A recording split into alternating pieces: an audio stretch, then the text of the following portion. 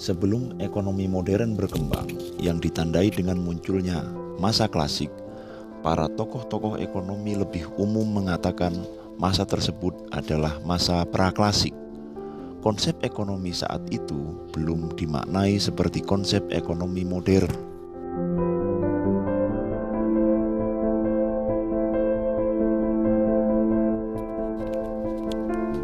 Para ahli berspekulasi bahwa pada saat itu mereka sudah memikirkan tentang perdagangan.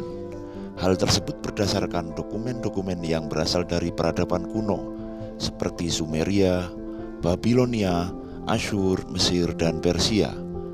Meski belum mengandung unsur-unsur teoritis atau ekonomi empiris seperti saat ini, namun terdapat unsur-unsur penting yang berpusat pada pengendalian kegiatan ekonomi seperti masalah distribusi pendapatan dan pajak.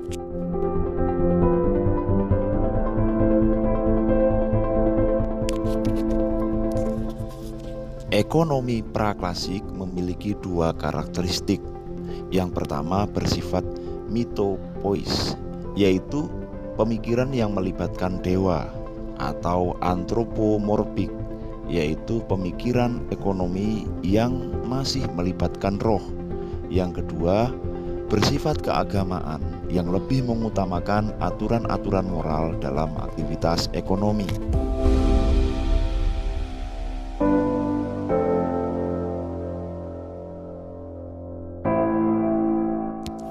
Sebenarnya dalam era praklasik ada beberapa tahapan ekonomi, yaitu era Yunani kuno, kemudian disusul dengan era skolastik, dilanjutkan dengan merkantilisme dan fisiokrat.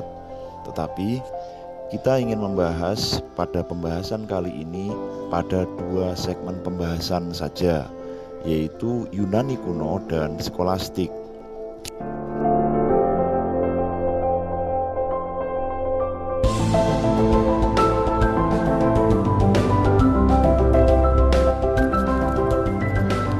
Konsep-konsep ekonomi dari masa Yunani kuno ditemukan terutama dalam ajaran-ajaran agama, kaidah-kaidah hukum, etika, atau aturan-aturan moral.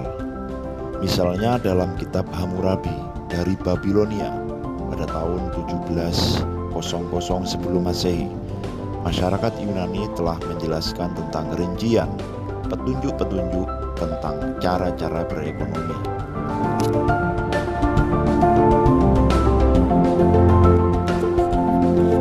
Beberapa konsep ekonomi di zaman Yunani kuno yang berkembang pada saat itu adalah sebagai berikut. Yang pertama, pertanian merupakan dasar perekonomian. Dua, pentingnya aktivitas ekonomi dilakukan dengan arif dan bijaksana. Tiga, tata dan perilaku ekonomi berkaitan erat dengan satuan sosial di mana kegiatan tersebut berlangsung. Empat, produksi dan barter dibenarkan hanya jika bertujuan untuk memenuhi kebutuhan hidup.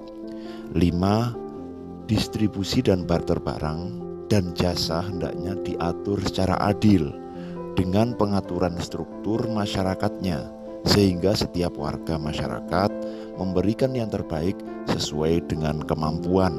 Dan yang keenam, konsep ekonominya berdasarkan ajaran kitab suci, bahwa cinta dan uang adalah akar dari segala kejahatan.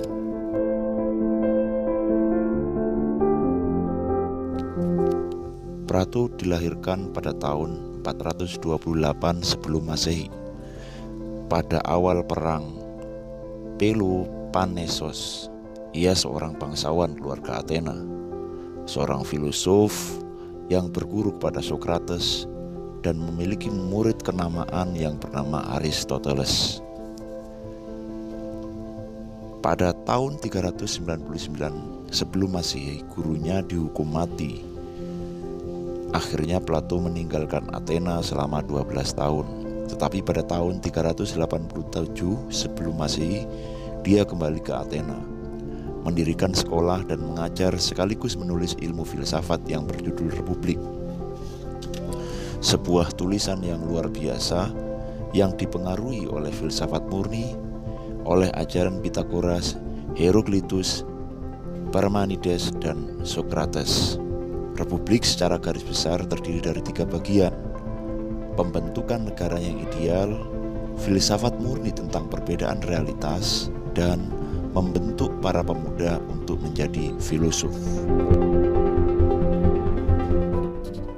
Menurut Plato, untuk menjadi negara yang ideal tergantung pada pembagian kerja yang bertujuan untuk membangun kualitas manusia. Agar tercipta kesejahteraan manusia secara merata, maka tiap orang perlu dan berkewajiban mengendalikan nafsu serakahnya untuk memenuhi semua keinginan yang melebihi kewajaran. Ternyata gagasan Plato ini hampir sama dengan gagasan yang dibuat Adam Smith, tetapi terdapat perbedaan dalam hal ini, yaitu ketika berbicara tentang pembagian kerja. Smith memaksudkan itu untuk memacu pertumbuhan output dan pembangunan ekonomi, sedangkan Plato memaksudkan hal itu untuk pembangunan kualitas manusia. Pada masa ini Plato juga mengamati bahwa naluri manusia untuk memperoleh barang-barang dan jasa sangat besar, jauh melebihi kebutuhan sewajarnya. Besarnya nafsu untuk memperoleh dan menguasai barang-barang dan jasa ini dipandang sebagai tantangan utama menuju suatu masyarakat yang adil dan makmur secara merata. Oleh sebab itu, nafsu ini harus dikekang.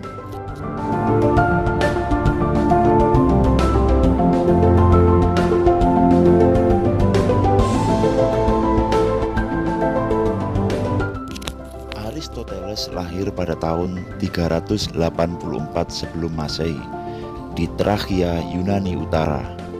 Aristoteles belajar kepada Plato selama 20 tahun. Pada tahun 342 sebelum Masehi, dia kembali ke Makedonia untuk menjadi pendidik Pangeran Alexander yang Agung, putra Raja Philippus atau cucu dari Raja Amitas. Setelah Alexander menjadi raja, Aristoteles kembali ke Athena dan mendirikan sekolah. Aristoteles berpendapat bahwa ekonomi merupakan suatu bidang tersendiri yang membahasnya harus dipisahkan dengan bidang ilmu lain. Aristoteles mendasarkan konsep ekonominya pada konsep pengelolaan rumah tangga yang baik melalui tukar-menukar. Aristoteles adalah orang yang meletakkan pemikiran dasar tentang teori nilai dan harga, pertukaran barang, dan kegunaan uang dalam pertukaran barang tersebut. Ia menolak kehadiran uang dan pinjam-meminjam uang dengan bunga. Uang hanya sebagai alat tukar-menukar saja.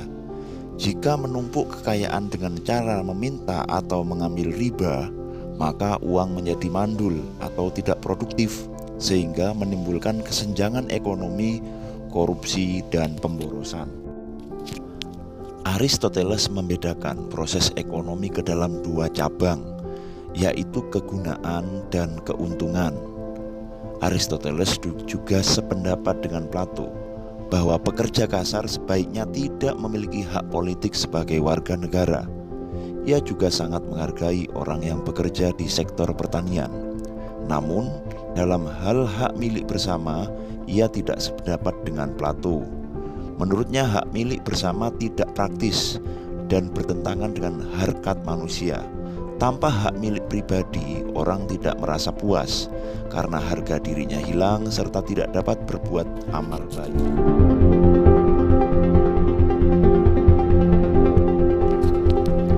Xenopon diperkirakan lahir pada tahun 431 sebelum Masehi di Athena, Yunani. Ia merupakan seorang filosof, sekaligus pejuang, penulis, juga pengagum Socrates. Ia dikenal melalui tulisannya mengenai kehidupannya sendiri, ucapan-ucapan orang yang dikagumi yaitu Socrates, dan sejarah Yunani. Dari semua tulisan tersebut, ucapan-ucapan dari Socrates dibukukannya dalam sebuah buku yang bertitel Oikonomicus, yang berisi prinsip-prinsip manajemen rumah tangga dan pertanian.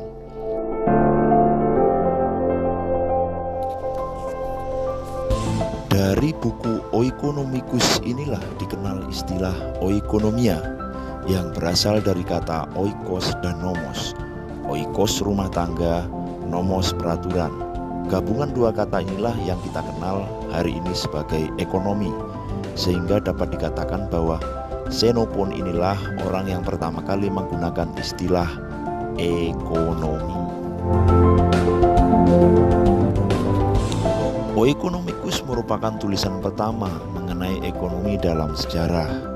Seperti halnya Plato dan Aristoteles, Xenophon memandang bahwa pertanian sebagai dasar kesejahteraan ekonomi. Ia menganjurkan pelayaran dan perniagaan dikembangkan oleh negara. Karya utama Xenophon adalah sebuah buku yang menceritakan cara meningkatkan pendapatan negara Athena. Dalam bukunya tersebut dia menjelaskan bagaimana negara meningkatkan pendapatan dengan memanfaatkan kesuburan tanah, keindahan alam dan kekayaan tambang alam seperti emas dan perak. Pemikiran kapitalisme telah mulai dimunculkan oleh Xenophon.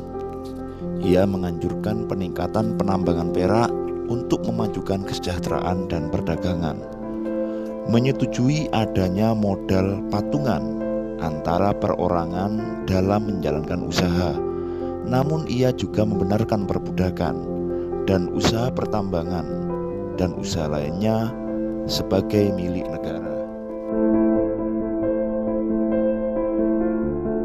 Skolastik merupakan nama untuk para filsafat pada abad pertengahan, tahun 500 sampai 1500-an, yang dibagi menjadi 3 periode, yaitu zaman awal skolastik pada tahun 500 sampai 1200, kemudian zaman kejayaan skolastik abad ke-13, dan zaman akhir skolastik yaitu tahun 1300 sampai 1500.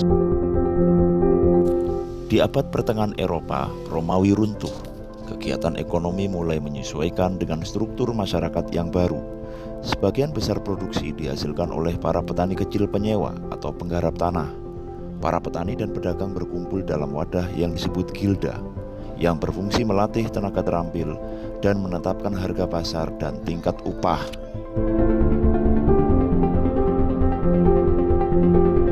Pada saat itu, gereja sangat berperan dalam menentukan aturan moral.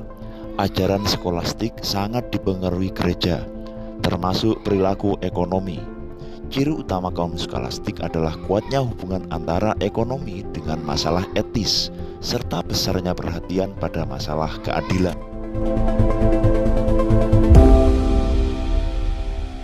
Albertus Magnus juga dikenal sebagai Santo Albertus Agung, dan Albert dari Coln adalah seorang biarawan ordo Dominikan yang menjadi terkenal karena pengetahuan universalnya dan advokasinya terhadap ilmu dan agama. Dia berhasil mendamaikan antara yang disebut ilmiah dan yang disebut sebagai dogma agama.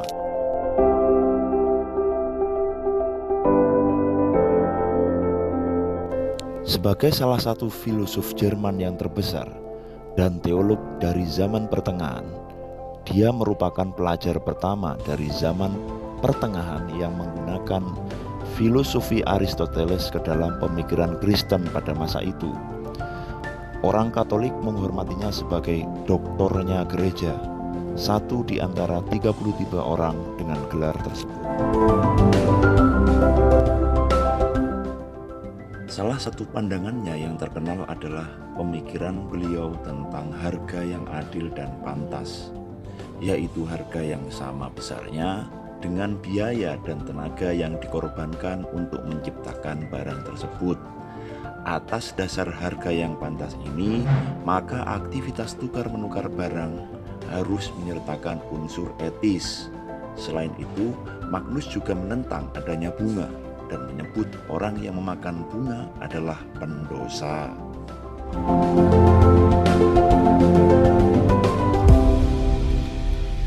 Thomas Aquinas merupakan seorang filosof dan ahli teologi ternama dari Italia. Thomas dilahirkan di dekat Aquino, Italia pada tahun 1225 Masehi. Aquinas merupakan teolog skolastik terbesar dan murid dari Santo Albertus Magnus yang luar biasa itu, utamanya dalam filsafat Aristoteles. Aquinas bergabung dalam Ordo Dominikan pada usia 20 tahun, sebuah ordo dari Katolik Roma.